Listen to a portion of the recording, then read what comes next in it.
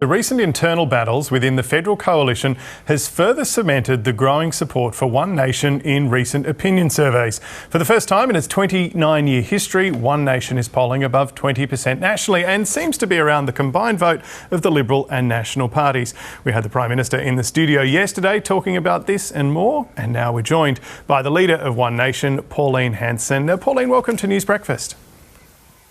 Thank you very much. What do you put down your rising support to? I think people are looking at our policies, what we want to do for the country and for people.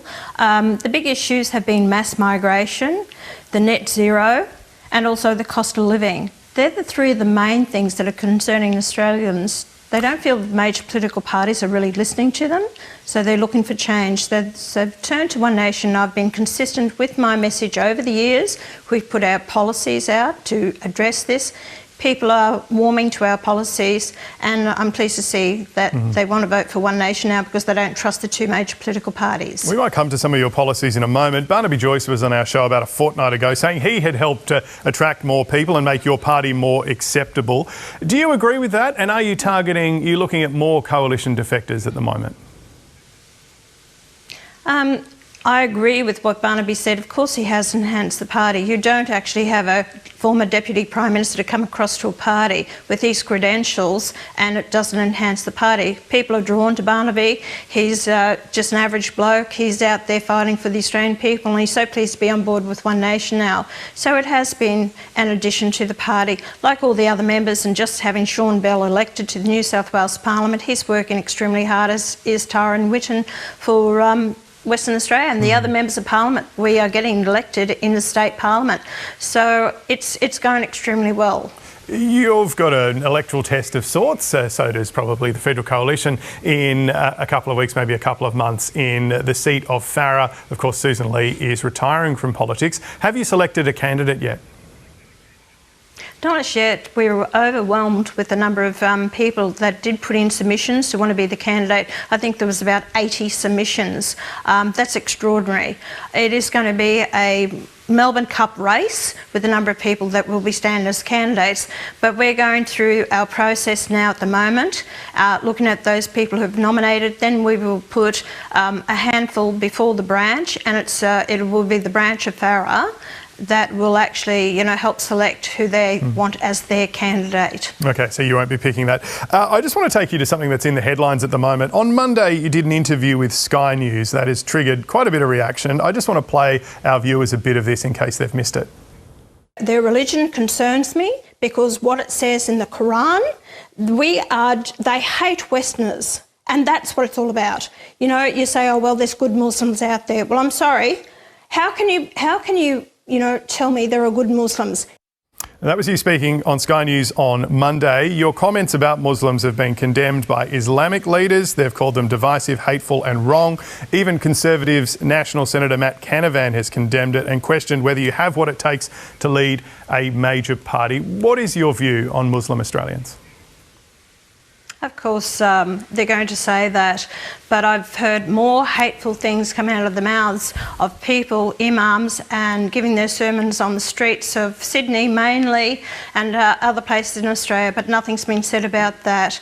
What happened after the October 7th massacre that happened in Israel, plus also the Bondi, people were cheering. It's a shame. What I'll say is we don't know these people anymore. The way they've been just bringing them into the country here, Australians are living in fear and they are concerned for the future. The highest issue that's concerning Australians is security. I went to Bondi after the attack and families said to me, we can't allow our children out anymore. We're living in fear. And that's what it's about. I just want to interrupt. I'm so sorry. People that come into the country very carefully, we need to vet the people, know who we're bringing in the country. And I oppose the ISIS brides coming here, and I oppose the people from Gaza coming into Australia. But what is your view on Australian Muslims? Do you genuinely believe there are no good Muslims in Australia?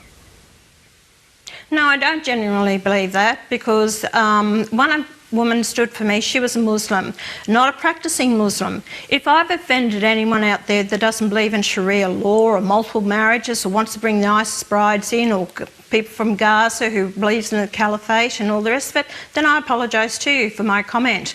But in general, that's what they want, a world caliphate. And I'm not going to apologise for the fact is I will have my say now before it's too late. I'm at the end of my life. I'm worried about the future of this nation. I don't want Australia to become like Britain or France or Canada or Germany or these other countries that regret the number they have allowed in the country that have slowly been taking control of it. And when we have our politicians, our federal politicians, who are doing every bending over backwards for them because clearly it is the vote and number of Muslims in those electorates that is determining their decision making. So I won't apologise for any of that. I love this country, I love our culture, I love our way of life, and a lot of these people don't and would dearly love to change it. So you do believe there are good Muslims in Australia, though, and that they do enrich our society more broadly, or would you be trying to stop any sort of Muslim migration to Australia? Well, I want a vetting process that is going to be far more stringent. And as I said, I don't believe in women wearing the burqa. I don't believe in multiple marriages. I don't believe in the taxpayer funding this as well. That's not the Australian way of life. That's not the Australian culture. And that's things that we need to deal with. The governments are reluctant to do anything about it. So, you know, watch where we bring the people in from. Which countries? I believe in what the policy of the Liberal Party policy was, these areas, 13 countries and 37 no-go zones. But vet the whole lot. We don't want their hatred brought out here. You know, people are in fear. We don't know who these people are. You've got 18,000 people on ASIO's watch list. Doesn't that tell you something? We're in a probable terrorist attack. Doesn't that tell you something? On my Facebook page, what I said, and I had so many people that are supporting me, ordinary Australians out there. So why don't you go and ask these imams and people about their hate speeches that they're saying on the streets? Why aren't they reined in? Why aren't they questioned? Why do they get away with it? So, you know, if you want to question me over it, then go and question right across the board. Do you worry that you're deepening social divisions within Australian society, though, by lumping in a handful of extremists with the majority of Muslim Australians who speak to us, do wonderful things through Australian life? I think that's a bit far-fetched, a handful. You know, we've had terrorist attacks in this country, and it's just not about the terrorist attacks, it's the change of way of life. It concerns me greatly that people can't go into certain suburbs in this country now. Where do you have evidence that they can't go into certain suburbs? Because they don't want to go in certain suburbs, and I've been there myself in Lakemba. Which suburb? You feel unwanted, you not want to be there. Lakemba. Have you been there? We have been to Lakemba, and we're actually going to Western Sydney this Friday. Look, I want to take you, because we're going to run out of time, to some other policy issues you've been speaking about. Housing in particular seems to be a focus of the government. You've spoken about wanting Australians to be able to buy a home. Would you be supportive, if you have more political influence in the future, of winding back some tax breaks that go to property investors? No, because if you actually get rid of the capital gains, it's not going to give any more money to the government.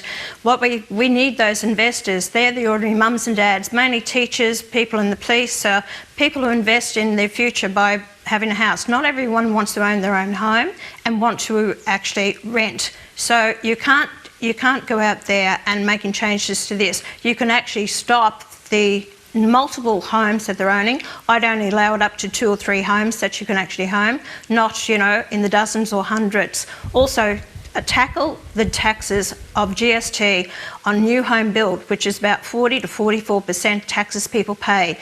Stop the environmental carnage that's happening that people have to comply with. Even the disability that people building a new house have to put in bathrooms for disability people, which is costing anything in excess of $16,000, all these added costs.